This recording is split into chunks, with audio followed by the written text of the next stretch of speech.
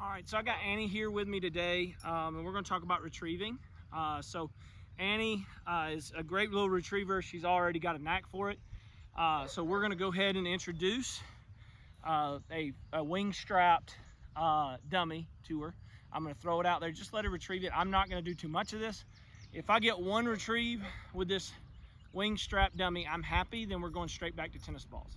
And so in the past video, we talked about going through several different objects. Well, I'm only doing that like one retrieve with that object because I want a lot of those objects that are long are going to encourage the dog to play tug with you with it, and that's not something I want to encourage. I prefer to use tennis balls when they're this age until they're just willingly giving it to me because they want me to throw it.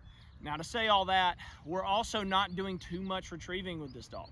I'll get in maybe 2 sessions a week of retrieving and like 3-4 throws. I'm not gonna do too much.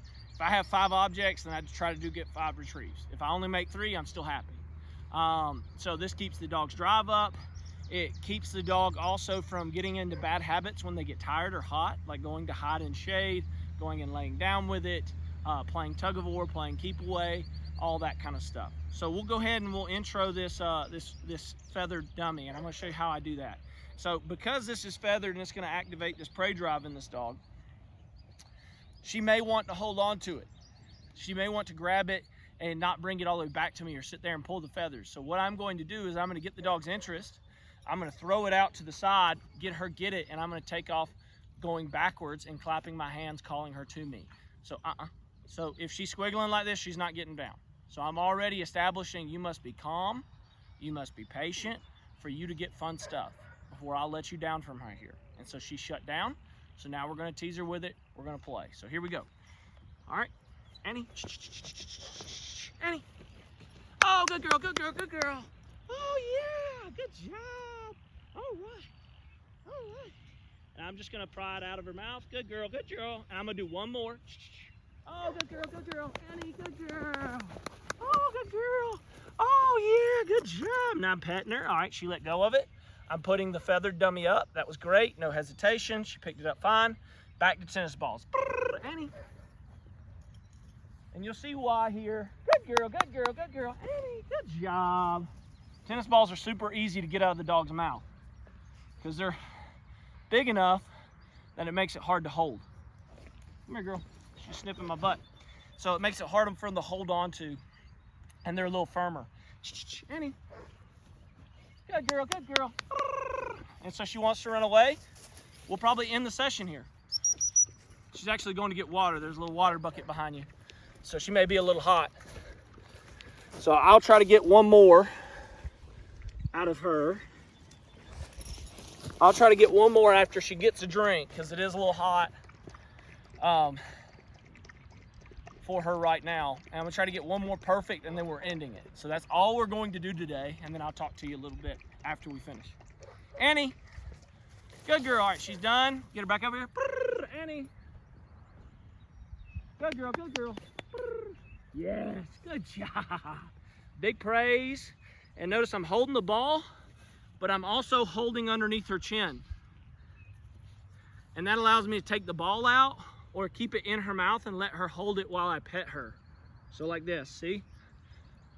So we can establish a hold, but not get on her nerves with it and not make her feel super contained. So I'm not holding very tight on that chin. I'm just resting my fingers under there and she's just holding on to it. Good girl. And so we'll put it up right there. That's enough for her. Now I'm not gonna let her just sniff around and go do this. I'm gonna go and pick her up, and then we will talk a little bit about the retrieving. Good. Good. So pick her up, pet her. She's trying to bite my fingers. I'm just gonna move my hand out of the way. Hand goes away, I stop petting. Pet her up. She tries to bite my fingers, hand goes away. So she gets no love. She's trying to bite my fingers. Good. Little Good. The biting stopped. Easy way to curb that. Good, good, good. Biting stopped. All right. So with that retrieving, I just got 2 retrieves in with that feathered bumpy. That's all, feathered bumper. That's all I need. I do not need, 5, 6 throws weekly. I just need her to show no hesitation. Once she's getting it back to me, I may throw this in once every 2 weeks. But the rest of it is going to be with tennis balls, and for that exact reason that I said, they're easy to get out of the mouth. They don't encourage the dog to play tug of war with them. So you're not going to have a dog who's trying to be possessive with the tennis ball, or you're less likely to have a dog who wants to be possessive with the tennis ball. So we'll talk about what I did in the beginning when I introduced the feathered bumper. So you notice I threw it to the side, I took off running backward. That can work for any type of dummy, any type of tennis ball or retrieving object. She started biting my hand. That you want to use if your dog is struggling with coming back to you. So it builds a game between you and the dog of chase. You never chase the dog chases you. And so I'm going to, if the dog comes in with a bumper and then tries to play tug with it, I'll let the dog win. I'll let go of the bumper, let him have it, and then I'll take off running backwards and get them to chase me. So that even if they want to keep that bumper and hold it, they're still trying to give it to me. They still think of this as a game, like, let's get back to dad, let's get back to the owner, let's get back to the handler. And so that's going to build a really fast delivery. So they're going to be flying back to you. If you've seen my personal dogs work, they run just about as fast out as they do back in. There's no like pitter putter on the way back unless they're absolutely dead tired. And so this is how I build that. But again, I'm only doing this like twice a week. The rest of the time we're playing relationship games where the dog is just following me around, and in mid walk I may pick up the pace and start running and clapping my hands and calling the dog. So that way the dog gets used. We have these games and we're playing with the dog, we're interacting with the dog, but we're not doing it so much with fetch that they get in a bad habit of holding on to it or laying down with a bumper.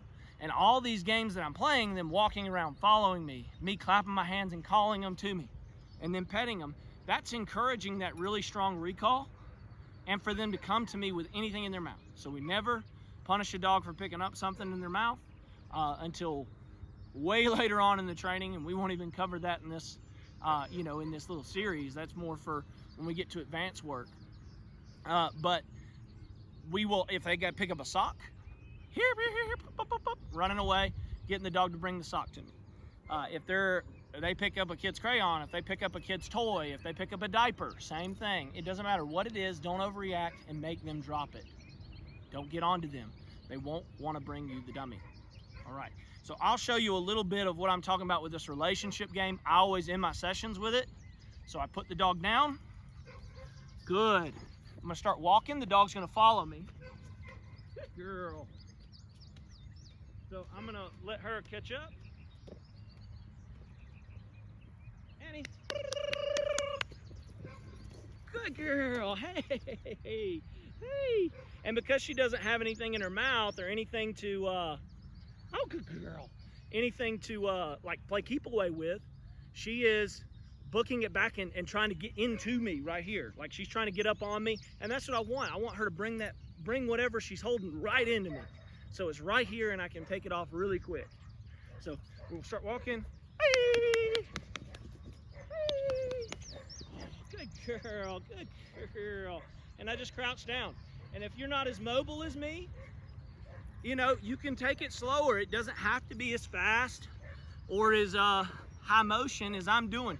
You could literally just turn it into a fast walk with a puppy. That's the beautiful thing. At the age of 8 to 12 weeks, you don't have to be super athletic because they're not that fast. So just take your time, and even if you can't squat down, you can still kind of hunch over and pet them like that. Encourage them to come in. Do a slight little jog. Oh, good girl, good girl. And that's all you need to do. So that's what I do with a pup, and this ends her play session. I'm going to pick her up and carry her straight back to the crate. Give her some water, just enough for her to basically get rehydrated, nothing more. I'm gonna watch her drink it. When she stops drinking, I'm gonna take the water out, I'm gonna throw it out, because we are controlling how much water she drinks. And so this is gonna keep her out of trouble, me holding her and walking past all the dogs in my kennel and all that, so she can't go up, say hi, she can't run away and kind of stop following me to go check out them. We're just gonna walk straight past them. If she gives me a fuss, I'm gonna grab the scruff just a little bit and say, and calm her back down. Then I'm gonna pet her. Same thing we do if she's trying to nibble on my hand. So she tries to nibble on my hand, get my whistle out the way. She tries to nibble on my hand, Good, good. Same thing. That's all we're doing with pups right now.